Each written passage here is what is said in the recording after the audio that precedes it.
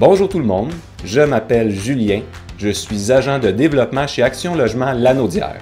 Dans cette capsule, nous allons parler des bruits anormaux et ou excessifs. Pour y voir plus clair, nous allons commencer par parler du droit des locataires à la jouissance paisible des lieux. Ensuite, nous allons voir quelles sont les obligations des locataires et des propriétaires par rapport au bruit et à la jouissance paisible des lieux. Nous poursuivrons en tentant de définir qu'est-ce qu'un bruit anormal et ou excessif. Enfin, nous regarderons les démarches qui pourraient vous aider à régler un éventuel problème.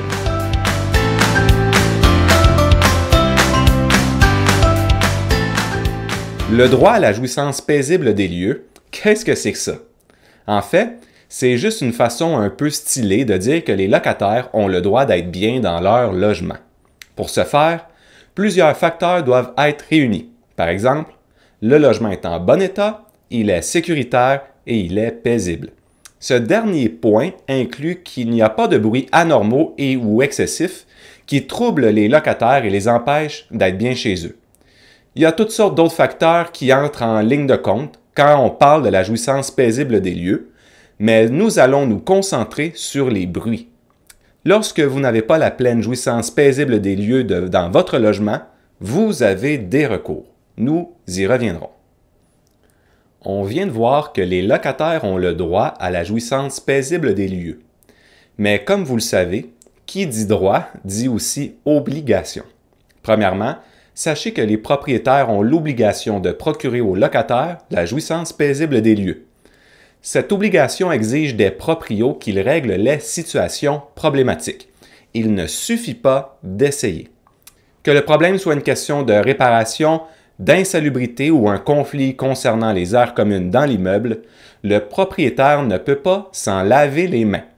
S'il n'arrive pas à régler le problème, les locataires pourraient exiger une diminution de loyer, une ordonnance du tribunal, des dommages-intérêts ou même la résiliation du bail.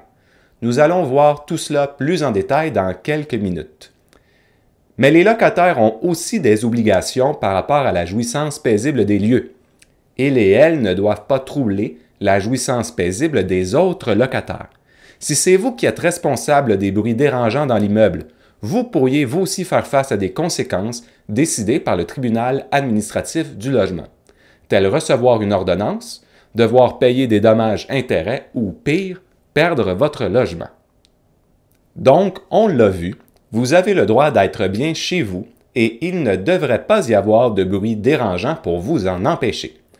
Mais quand est-ce que le bruit devient anormal et ou excessif? Même s'il n'y a pas de réponse tranchée à cette question, essayons d'y voir plus clair. Premièrement, l'expression bruit anormal et ou excessif n'est pas dans le Code civil du Québec ou dans la loi. C'est nous qui l'utilisons pour différencier les bruits normaux, contre lesquels on ne peut rien faire, des bruits problématiques. Pour évaluer si un bruit est normal ou anormal, on va voir 3 critères. Le premier critère est le bon voisinage. Il faut prendre en considération le quartier dans lequel on vit. Un centre-ville est plus bruyant qu'un boudran. S'il y a des bars proches, il faut s'attendre à ce que ce soit plus bruyant le soir. S'il y a un chemin de fer ou une autoroute tout près, on n'aura jamais de silence parfait. Il faut être réaliste par rapport à notre environnement et s'attendre à ce que certains endroits soient plus bruyants que d'autres. Dans le même ordre d'idée, le type d'immeuble dans lequel on vit et le type de locataires qui y habitent, par exemple des familles, etc., auront un impact sur les bruits qu'on doit s'attendre à y entendre. Le deuxième critère est « Qu'est-ce que dirait une personne raisonnable? » Bon, on va s'entendre. Tout le monde a sa définition de ce qu'est une personne raisonnable ou déraisonnable.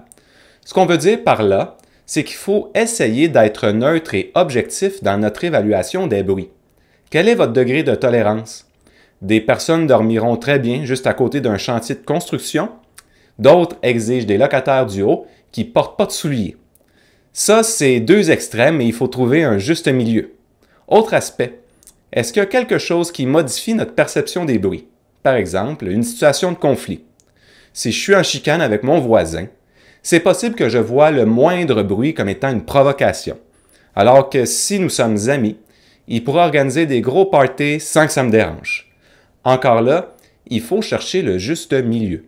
Le mode de vie est aussi à prendre en compte. D'une façon générale, les gens travaillent le jour, sont plus silencieux en soirée et on ne déménage pas des meubles à 3 heures du matin. Je sais que beaucoup de gens vivent les choses différemment, mais au tribunal administratif du logement, on risque d'être plus tolérant pour des bruits en après-midi qu'en plein milieu de la nuit. Pour terminer avec le critère de la personne dite raisonnable, je rappelle qu'il faut avoir des attentes réalistes par rapport à notre environnement, à notre milieu, et qu'il y a des endroits plus bruyants que d'autres. Notre troisième critère est la répétition.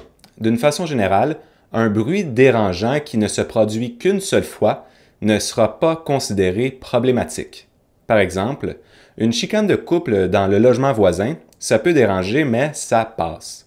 Par contre, si c'est la même chose à tous les soirs, là on s'approche d'une situation plus problématique. Le fait que les bruits dérangeants surviennent à plusieurs reprises est donc un critère important. Notez aussi que, contrairement à la croyance populaire, le moment de la journée pendant lequel il y a du bruit ne change rien. Comme je l'ai dit, c'est normal que ça soit plus bruyant le jour. Mais on n'a pas plus le droit de faire jouer de la musique à tue-tête à 3 heures de l'après-midi qu'à 3 heures du matin. Il n'y a pas de bon moment pour déranger ses voisins. Nous avons créé un outil de quelques pages disponible sur notre site Internet. Vous y trouverez des questions qui vont vous aider à évaluer si les bruits qui vous dérangent pourraient être considérés comme étant anormaux et ou excessifs.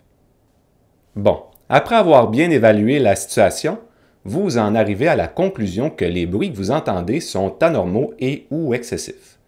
Vous voulez donc régler le problème. Comment vous y prendre? Vous pouvez commencer par parler avec les personnes concernées. C'est pas obligatoire, mais vous pouvez essayer. Il faut discuter calmement, en restant poli et en évitant les attaques personnelles.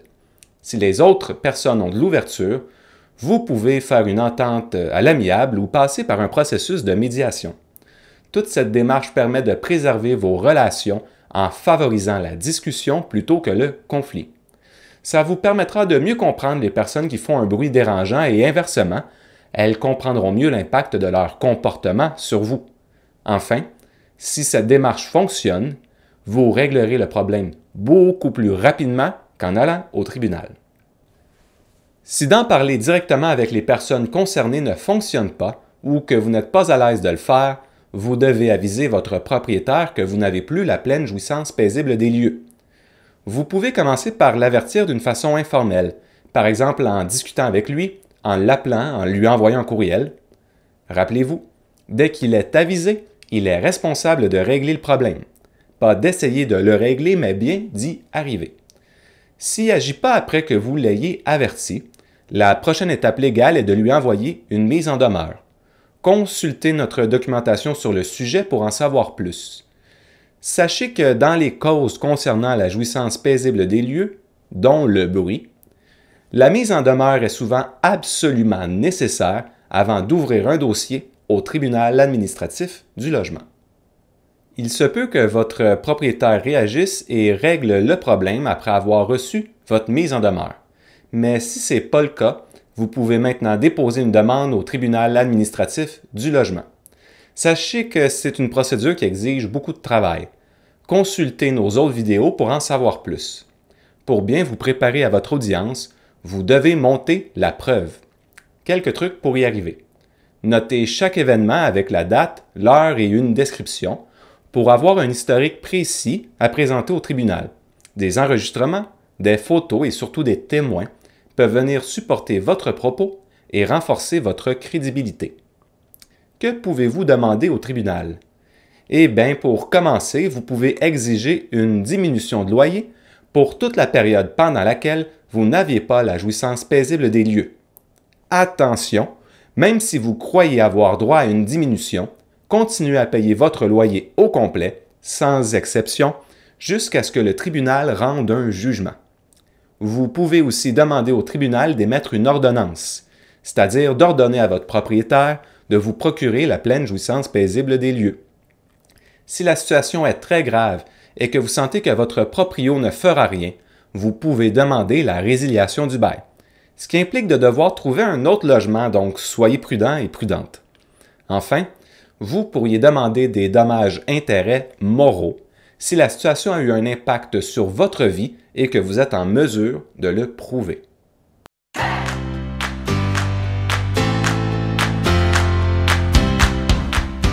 Vous avez maintenant les principales informations concernant les bruits anormaux et ou excessifs en contexte de logement.